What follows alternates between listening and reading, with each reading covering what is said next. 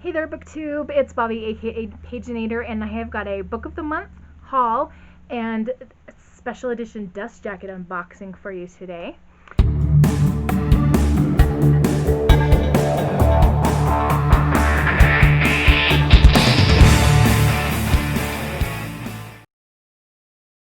Before I get started, I also want to mention that I did receive a package from Book Outlet today.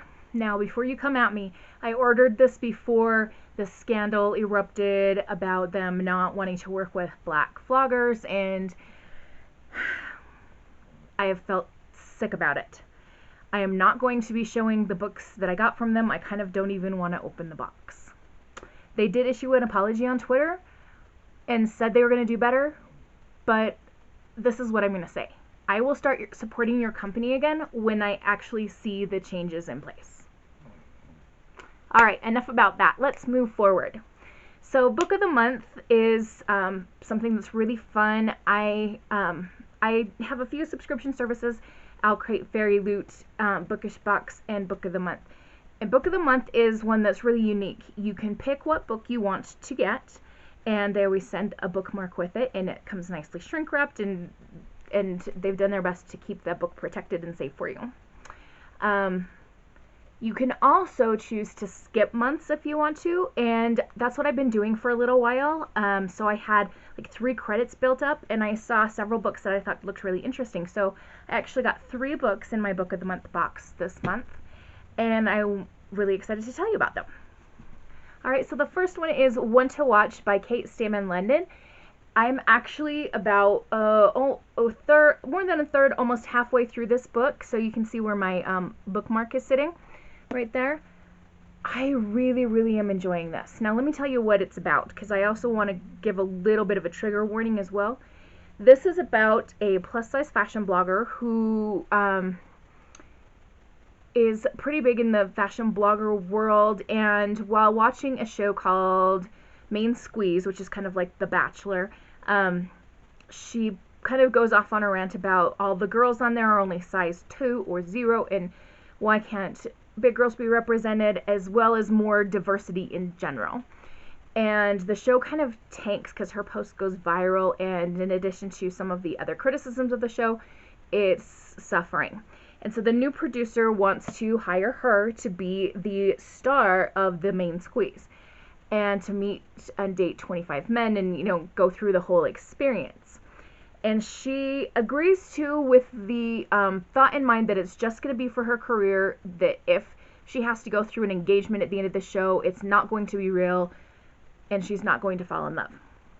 Now, I have to say, as a plus-size woman reading this book, some of the scenes, especially like the hate tweets and comments and things about her, have been really triggering emotion-wise. So it's not been easy to read. I thought, oh, this is going to be a super cute, like, fluffy book. It's going to be funny and all of that. There are moments of that that's just cute, and there's some really good guys in the house that she's dating, in addition to some garbage ones that I want to hunt down and punch in the face, even though they're fictional.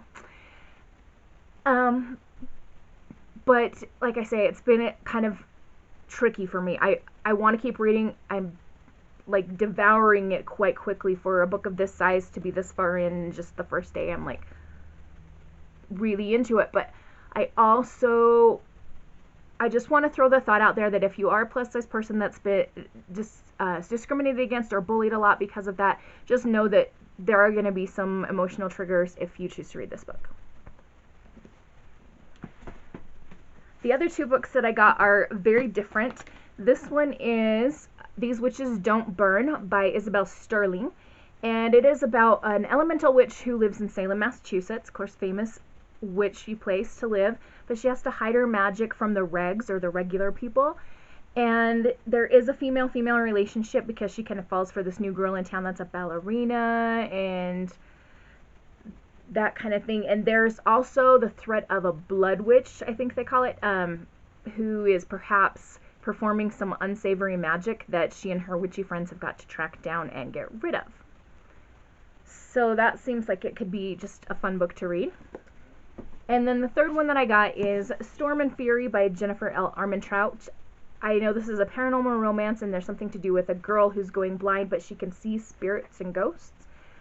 And she's guarded by the wardens, who are like gargoyle shapeshifters, I think. And she meets this warden from a different clan. I have to look and see if I'm wording this correctly. Yes, a warden from another clan. And one of these outsiders is named Zane, and he's very intriguing. So that sets up kind of the romance element of the story. Yeah, so there's that. Anyway, the bottom line is I think these books sound intriguing. All right. Now, my other item I ordered so long ago. I can't believe it's finally here. With all the COVID and everything, it's just taken a while, and it's not the company's fault. This comes from Nerdy Ink, and it is exclusive dust covers for the Harry Potter books. Now, I also feel like I need to pause and say something about this. I have the ability to separate the work from the author, so I know that J.K. Rowling is going through some stuff right now, and a lot of people are really mad at her, and blah, blah, blah, blah. Okay? Let's set that aside for a minute. I still love Harry Potter to the very core of my being, and will always love Harry Potter because I can separate her work from her person.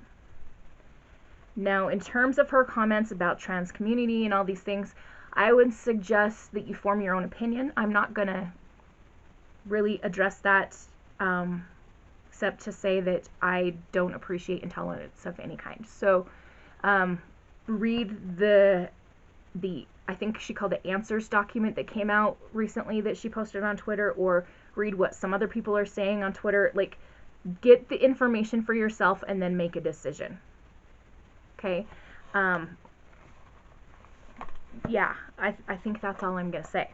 Alright, so these dust jackets come in this lovely tube, and they appear to be, like, the ends of the tube appear to be stapled inside. So this might take me a minute to get this thing open. Bear with me.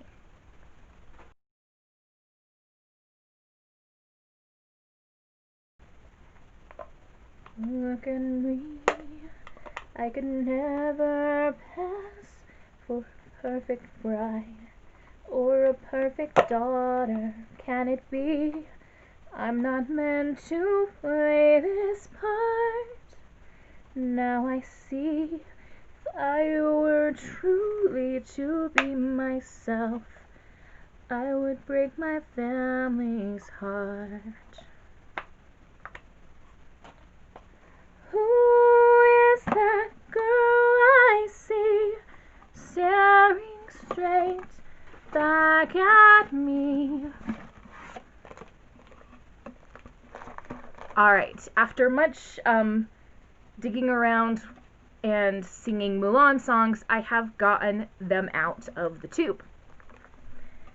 Now, it should be 7 dust jackets, 7 books, and I'm just excited. Here's my quandary. I don't know if I'm actually going to put these onto the books and display them like that, or if I'm going to, like, lay them flat and, like, hang them up as a wall display somewhere in my house. I don't know. If you have brilliant ideas, tell me. Okay, there's something in the middle. Looks like a note. Haha. Owl Post notice from Hogsmeade headquarters. Most esteemed patrons, we are deeply sorry for the delay in our shipping services. Our owls recently became disoriented en route to their destinations. Ministry of Magic officials have informed us of a curious sickness spreading across the Muggle world, which appears to have affected our owls' ability to fly. The method of reorienting the birds was much slower than we anticipated, but thanks to the hard work of our own trainers, all birds have resumed their duties. That's cute. Aww. That's just sweet that they took the time to make it something themed to the magical worlds too. Are we ready? Okay. I'm just gonna pull the one off the top and we'll start here. Okay. So this is Harry Potter and the Sorcerer's Stone, book number 1. Yes, it says sorcerers, not philosophers. Don't yell at me.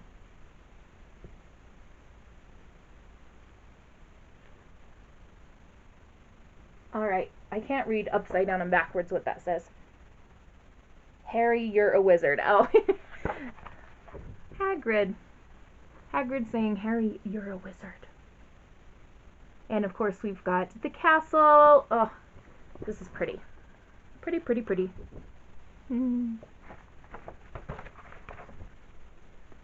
Here we have Harry Potter in the Chamber of Secrets, and we've got Ginny holding the book at the top. Oh!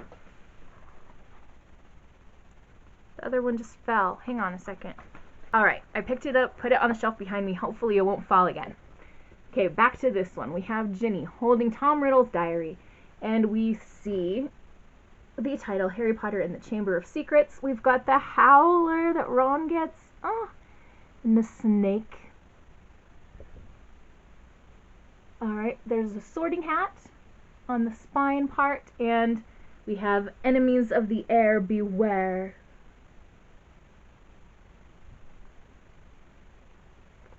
Speaking of which, can I just address my pet peeve about people who ship Draco and Hermione? I know that Draco's really smart, and so is Hermione, but he freaking calls her a mudblood, which is a racist term in the magical world, multiple times, and when he sees this message, he's like excited about it, and he wants her to die. Why are people shipping these two together? That's garbage. No. Alright, now that my little rant is over, we're ready to take a look at the third one. And most of you know that the third book is my favorite in the series. Here we have the cover. Is that Hermione with a time turner? I love it. And we have Crookshanks. I'm struggling to like see this and show it at the same time. It's tricky. Alright, here we see the title again, Prisoner of Azkaban, and we've got the Marauder's map. And is that cat? Well, that's a dog. That's serious. Okay. Time Turner. Here, and then Mischief Managed. With Patronus above the M, and ugh, that stupid freaking rat, Scabbers. You know, there's a reason why rat is a derogatory term in regards to a person if you call someone a rat. And Peter Pettigrew embodies that. Just creepy, like loathsome, gross. Not all rats, you guys. Not all rats. But Peter Pettigrew, ugh. You didn't know when you clicked on this video to watch it that you'd be hearing me go on rants about things, did you? Oh well, moving on to book 4. Okay, so here we have Harry Potter and the Goblet of Fire, and it looks like we've got a Weasley. Is this meant to be Ron? What's he holding? Quidditch World Cup tickets. Let's go ahead and assume it's Ron. Then we've got the Triwizard Cup there by the Y. We've got the Goblet of Fire, the egg, which Harry has to open in the bathtub. Dobby. And then we have, on this one, it says, where's the fun without a bit of risk? And we've got a potion down there, it looks like. Excellent. Okay, book 5, The Order of the Phoenix. Oh, we have Miss Luna Lovegood. I love how Harry was on the first cover, but it's not always Harry. They've really taken the time to include other characters. I love, love, love that. Alright, so there's Luna, and she's holding a quibbler, and she's got her fantastic glasses on. And we've got a prefect's badge, and we've got all kinds of fun things. Let's see. Alright, we've got a proclamation down in the corner representing her horribleness, Dolores Umbridge. A thestral there. And what does this one say? You're just as sane as I am. Oh, there's the little kitty cat plates from Umbridge's office. That lady. I never get tired when I'm watching the movies and reading the books. I never get tired of the time when she gets dragged off by the centaurs. It's good times. Book 6, The Half-Blood Prince. Ooh, we've got Mr. Malfoy on the cover, looking angry. We've got the Slytherin locket. That looks like liquid luck amongst the banner there. And the ring of Slytherin. Was it Salazar Slytherin's ring? Was that who it was? Potion making book here, and it tells us luck can only get you so far. Now here's something really creepy. We've got the Death Eater's mark above the castle, which is a very good representation because this book is dark, dark, dark, dark, dark. Yeah. One more. We're down to the Deathly Hallows, book 7, and here we go. Is that Neville? You can't see it, but my mouth was just hanging open like for a while. Is that freaking Neville? Oh my gosh. Alright, we have the Hufflepuff cup, Tales of Beedle the Bard, and something I can't quite see. I'm gonna have to turn it. Oh, a Ministry Identity card.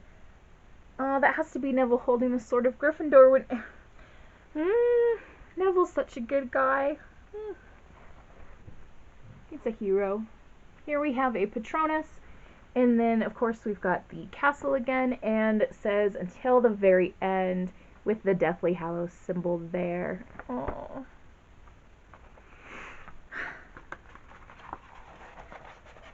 I had a little bit of a stupid moment related to this book. You know, they made 2 movies of the Deathly Hallows, and I was going to do this marathon, and I got to my cabinet where my DVDs are kept, and I went to pull out all the Harry Potter ones, and I could not find Deathly Hallows Part 2. Like, do I not have that one? Why wouldn't I have that one? I swear I have it. Could not find it anywhere.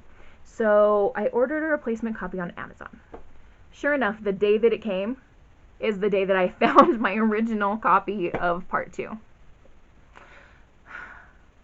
So if anyone out there needs a copy of Deathly Hallows 1 and 2, I've got extra because the replacement I ordered had to be a Part 1 and 2 compilation.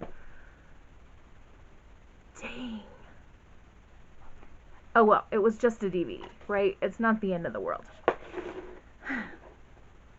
And if you're wondering, no, the DVD was not like sitting out somewhere where I plainly could have seen it and was just being stupid. It was like tucked in a desk drawer. I have no idea why. Probably I got distracted one day. My brain is a mysterious place to be. Alright, so we're going to wrap up thoughts for today. I really, really enjoy these covers. Again, still not sure what I'm going to do with them exactly, how I want to display them or what. So again, if you have a brilliant idea, let me know. Otherwise, have a wonderful and bookish day. Happy reading. Adios.